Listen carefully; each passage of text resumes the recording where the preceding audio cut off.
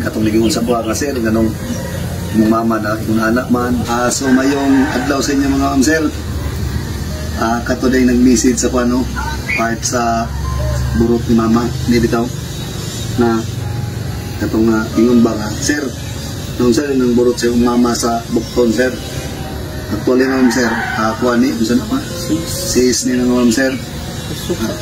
O sa kusog ba kay si mama man sa una mga ma'am sir sa wala pa minayunan ni gibuhat yun ni mama ang tanado para mabuhi mi. Siguro dagang kay mga pagsuway sa kahit asaan ganung mayunan ni pero wala din may kita sagda ni mama no. Mamatmonay gingon na mamata si mama sa unag sayo mangganit mi tanang trabaho na agian sa mama.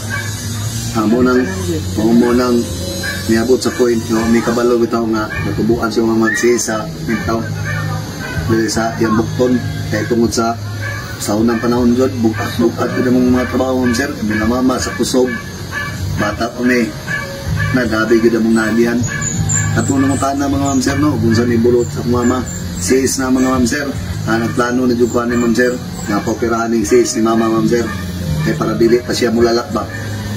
Sa karon lang yun ma'am sir, nagtigom-tigom pa lang yung kong kwarta para maopera sa sis mama.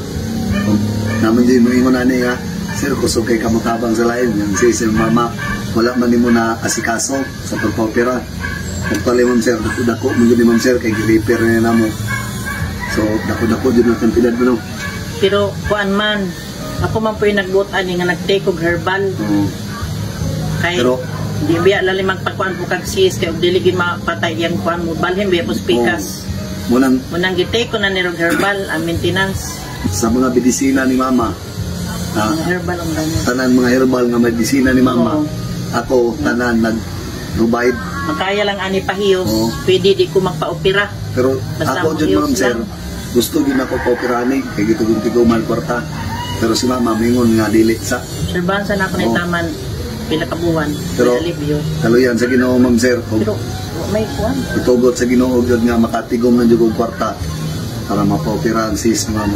Siyempre kita nga mga anak dili gid nato malantaw atong ginikanan nga makita nato nga naay bation na sakit para ani ana. Siyempre sakit kung sa mga ay nga kita na mo sa mama ngayon nani. Pero wala man siya sakit. Pero sige ra.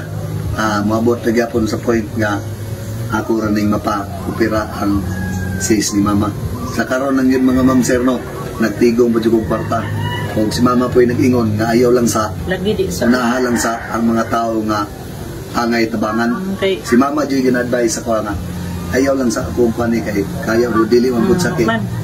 Unaha lang sa mga tao nga imong nasugdan mga tao nga akong sa bukid nga nagakan na to blessing kay diha man gyud migikan mga ma'am sir tuloy sa una sa wala pa gyud minaingunan ni diha gyud migikan ug unsay mga trabahoon bitaw kanang akong gipang vlog amo nang naagian sa among ginikanan mo nang makaana ko sa kong galingon nga moabot sa point nga makatigom na jud kog kwarta para opera ni mama ipa-opera ko na di jud ko magduwa-duwa opera bisag si mama dili ko sulot katong ligingon sa kuha nga sir ganong mong mama na yung anak man na wala man yung mag-operahan sa klaro nga mga istorya ma'am sir nagtigom mo yung kwarta pero dili pasak ko ba kaya nang inquire man niya ni sa doktor nga si mama dito ko dili pasak siya kay di pa daw siya ready pero dili na ni kabuot si mama ma'am sir basta ako na yung magbuot na operahan na kaya nga no para rampo ni ko ma'am.